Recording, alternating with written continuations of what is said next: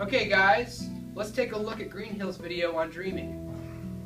And I think that dreams were sort of a manifestation of, I guess, internal conflict. More like dreams were sort of a manifestation of, I guess, internal conflict. More like,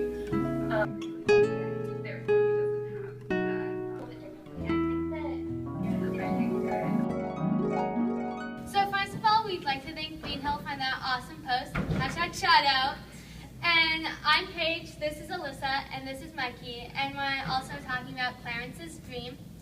And first, I'd like to bring up the fact of how Greenhill did a great job about pointing how it's a more modern take on dreams, because his conscience doesn't play as much of a role. Back then, dreams are more about foretelling the future instead of his, which is more his conscience taking root inside of his dreams and saying, oh, you did a bad thing.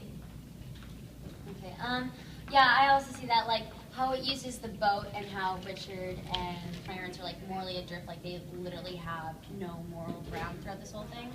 And then also Shakespeare uses his, like, choice words when saying Richard stumbled and when he pushed Clarence off of the boat, which means that, like, Clarence knew Richard was planning all this, or it could mean that, like, Richard isn't in as much control as everyone else thinks he is. And then also, I like to point out that the jewels and the skeletons shows the value of life and how it's not just the royal family that is losing lives, but it's also the citizens with all the wars that have been happening.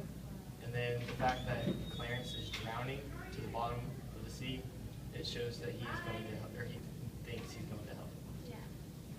Yeah, that was a really good point. Yeah.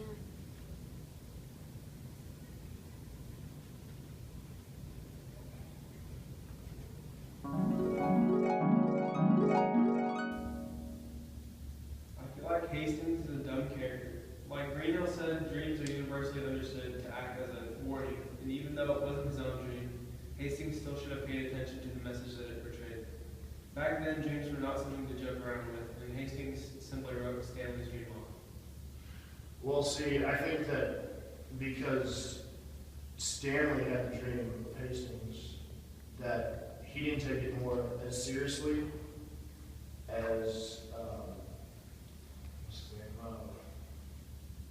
The dream, yeah, Clarence's dream, because it was his own dream. So I feel like it's more important to listen to his own dream instead of, it wasn't Hastings' dream. So he didn't listen to it as much as he listened to it.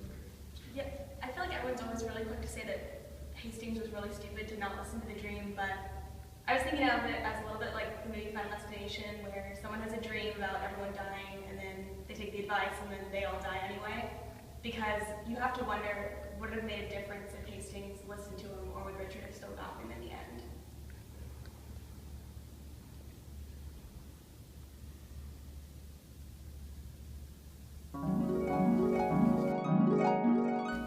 I think Richard's dream is the first time that we see him experience any repercussions from his actions.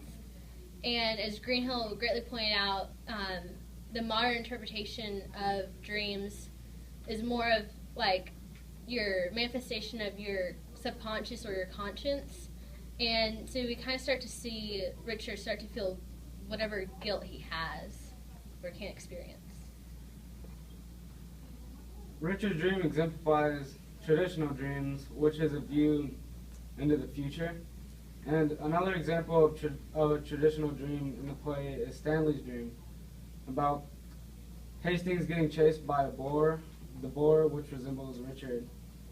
And this is a sign that Richard is going to kill Hastings. And Richard's dream gives us clues about his future, which is coming up in the battle. I agree with Kaylee. Richard's dream is an implication of all of his guilt, and even though he is an evil man, everyone has a conscience. We finally see this conscience coming out from his guilt, from all of his actions that he has done. Specifically, I think this is because all of his spirits that come up in his dream are ones that he has had killed or killed himself.